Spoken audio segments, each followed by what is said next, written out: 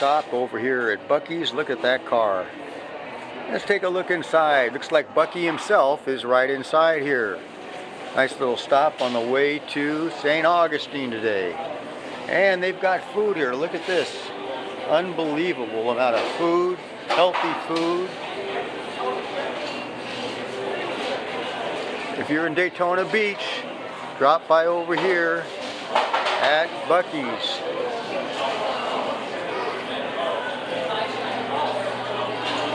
Look at that.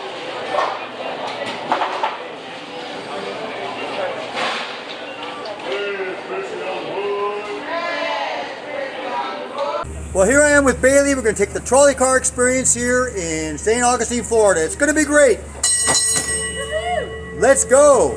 Police his prisoners out, convicts out to do chain gang jobs. They would go out and they'd sling hammers, picks, shovels. They would be gone from a day to 2 months. He didn't really care. At the end of the work day, which was a 16 to 18 hour work day, they get back on that trolley car, get good rest on those iron beds and iron floors.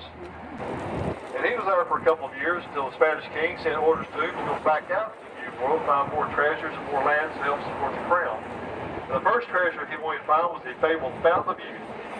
He had heard rumors it was located in Bimini, Bahamas, so he set sail from Bimini, Bahamas. Got caught up in a storm, blew him off course. Whenever the storm was over with, he found himself off the coast of a landmass that he thought was an uncharted island. He named it for the Easter celebration going on in Spain at the time, called Pesqueira de la Flores, and it became known as La Florida, as we know it's Bay Florida. Marches been north and engaged the fort in a surprise attack and was able to overcome the fort because it's lightly manned. There wasn't hardly any soldiers there, so he eradicated those French. Marched back down south, they found out where all the French soldiers were. They were on ships. They'd had the same idea during the storm. They were going to sail down the coast and attack this area from the sea. But they got caught up in that storm, became shipwrecked down around about Fort Matanzas. Whenever Pedro Menendez found out where they was located, he gathered them up, brought them back up here, and there's about 250 of them. He asked them a simple question. He asked them, "Are you Catholic?" And all the 16 said no, they were Protestant. That's the wrong answer, gave Pedro. He quickly put them to the sword and dumped their bodies into the Bay of the Dancing Dolphins. That day forward is known as Matanzas, Spain. That means that's a Spanish word, means slaughter or killing place. This is a historic area right here, St. George Street. That will take you up a few years to past 1702. In 1702, Colonel Moore attacked the city and burned it to the ground, destroyed the city. After that, they decided to become a Presidio. This wall here on my right, this is part of that wall. Presidio is a walled city. This was a wall that protected us from attacks from the north, called the Kubo line. It intersected here at this intersection with a wall that came up Rosario Street from south of the city to the city. It intersected with here called the Rosario line. Along these defensive fronts, they built cannon redoubt like the one here on my right. This is the Santo Domingo redoubt. You can see where they placed the cannon. And during times of threat, they were manned with cannon and men 24 hours a day, 7 days a week. They also had a line of deterrence. You'll see it planted alongside this redoubt here. This is the Huguenot Cemetery on my right, created in 1821. Just as we became an American territory, we had an outbreak of a deadly yellow fever. Wiped out over a third of the population of St. Augustine. If you were not Catholic, you could not be buried inside the city walls. You had to be buried outside the city walls. So I had to create this cemetery for the non-Catholics. And what you see is about 96 headstones. What you don't see is the 1,800 plus bodies. Some of those graves have over 25 bodies in them. Wow. Statue, they captured a look on his face that puzzled me. I thought about it and I thought about it. I thought that maybe he's thinking about the next great resort he's going to build, or the next great hotel, or the next church. I think I figured it out. I think he's just thinking those that medicine we were just talking about, so I think. And here we're headed to the city gates, rebuilt in 1810 by the Spanish. The first set had rotted down, so we built this set out of coquina. There's that word again, with heavy oak boards. When the city was under curfew, they had 3 of these gates. They would shut the gates at sunset, wouldn't open them again at the sunrise, but you couldn't get inside the city for love or money. And in 1908, the city was going to tear these gates down. They thought they were an eyesore. The daughters of the American Revolution staged a protest. They dressed up in funeral clothes, set up a table, served 10 trumpets, and actually saved the city gates. A place of religious worship on either side of it. And in St. Augustine's case, they wanted to face east. Now we're going to go through part of the historical the area over city here. economy grew. All the streets would be going east to west, facing the bay. And that brought in fresh air into the center of the city to ventilate it. And also wanted narrow streets and a little bit crooked, made them easier to defend. We were attacked several times, so the attackers would come down these streets and the defenders could pick them off easier. And this is St. George Street right here, all the action going on. See, even these buildings here, they don't have doors entering into the building. They go enter to the side, like they go into the garden, and you enter to the home to the rear. Even here at this, my favorite ice cream place, the Mayday. The Columbia on my right is a really good restaurant. See? The Columbia restaurant, really good. Now we'll talk about my ice cream again. The Mayday, they have a ice cream there. You have to be 21 years of age before they'll sell it to you. Henry Flagler was a remarkable man. He arrived at St. Augustine in 1885. He had just finished building his first of the great resorts in 1888, had already decided to build another resort. In the way was a church. He approaches the congregation and says, I'll build you a new church and a new location if you'll defeat the old church and the old location. They agreed. And here on my left, the Grace Methodist Church was built somewhere around about 1889 at a cost of $84,000. Beautiful church, beautiful belfry.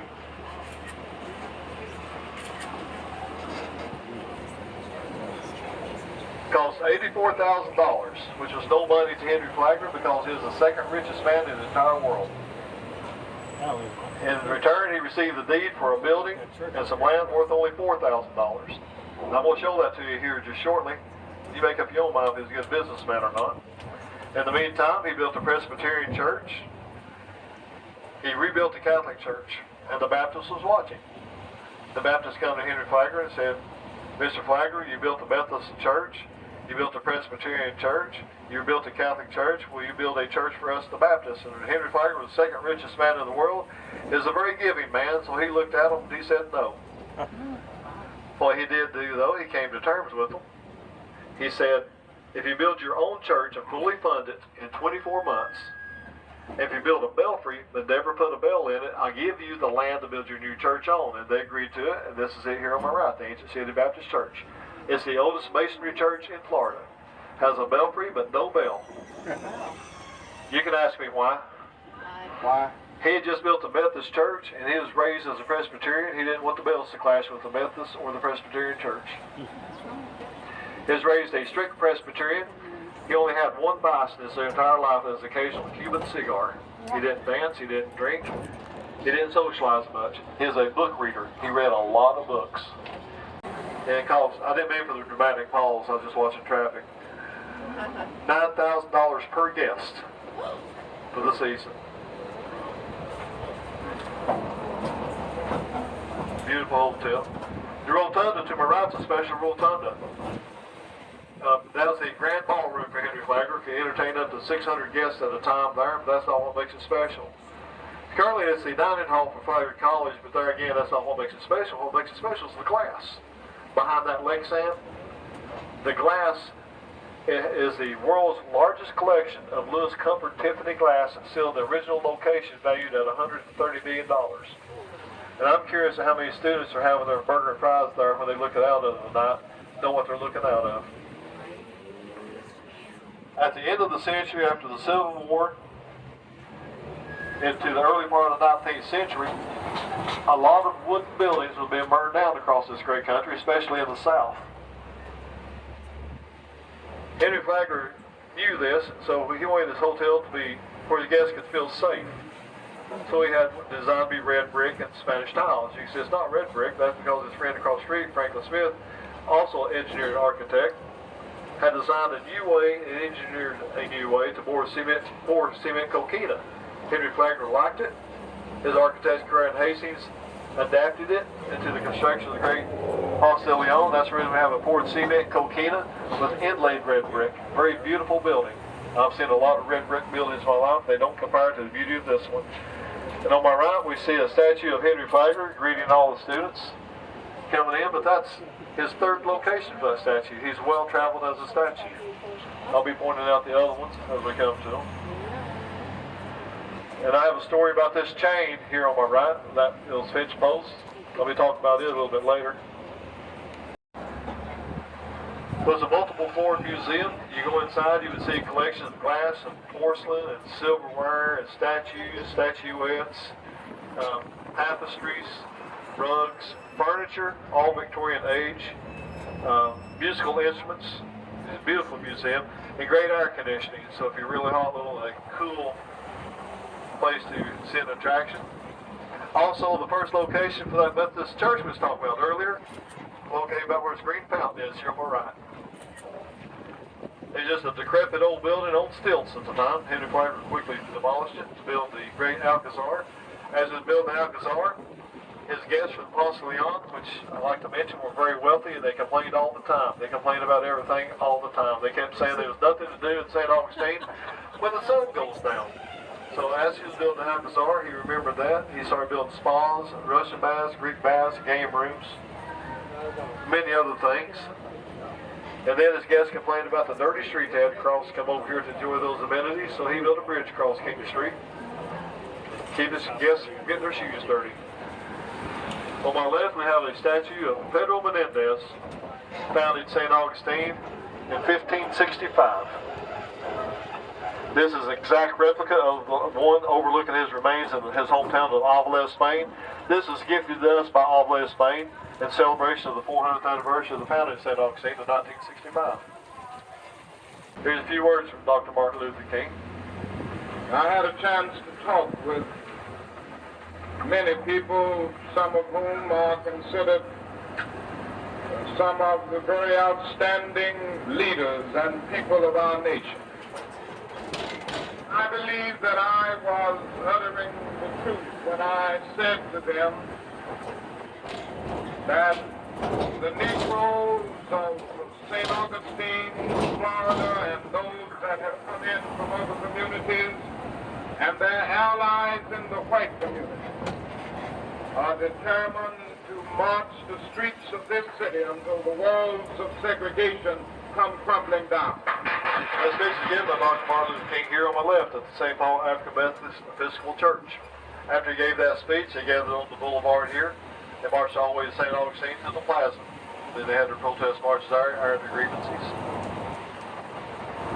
On my right is Trolley stop number 11. This is the Lincolnville Museum and Cultural Center, located in our famous Excelsior High School, first black high school here in St. Augustine.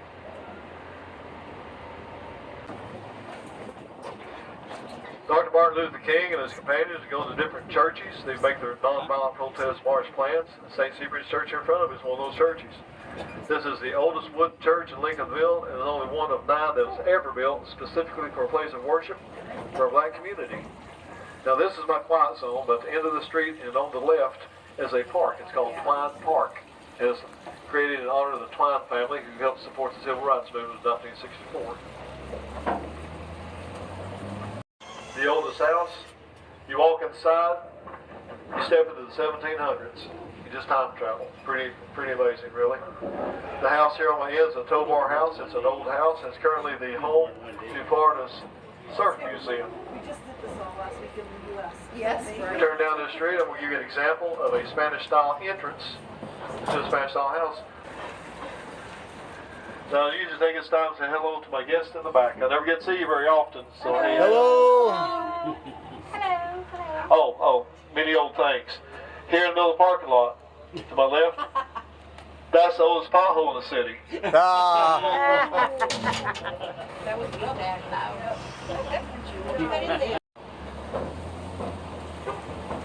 It became the very first Ripley's Believe It or Not Museum in his collection of museums. And I can't wait to say it. Believe it or not.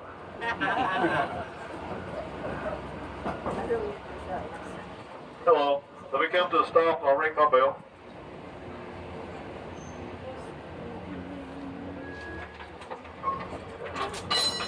Now, if her name rings a bell, She was a book author. She wrote a book called The Yearling. Anybody remembers this? I read that. Stop number 21. Kind of stop and think for a second. That's hard. It's hard for me to think sometimes. Here's our oldest living resident. He's our old oak tree called the Old Senator. Aww. He's over 600 years old. He was here before Ponce de Leon discovered America. Wow, look at him. He's gorgeous. Discovered the Floridas. Been a silent witness to all the history of the New World as it developed. University of Florida studies this tree. They say the canopy is quite large, but the root system is 5 times larger than the canopy that you see. Wow. It's also known as a love tree. Y'all familiar with what that is? No. That's when one tree of a different species grows inside another tree. This one has a palm tree growing up in its forks. Oh, yeah. It's small, but it's taken root and it is growing. That brings to life the legend of a love tree. Do y'all know the legend of a love tree? No. If you That was what I was telling you. kiss someone that's under love tree with you that you care about deeply, you will be with them forever. And I have a warning with that. Be mindful who you kiss. Might as well what? Choose wisely. Be mindful of who you kiss. The wall on my right is called a tabby wall. That's cement coquina inlaid or embedded with oyster shells as a deterrent to keep me back from climbing over those walls.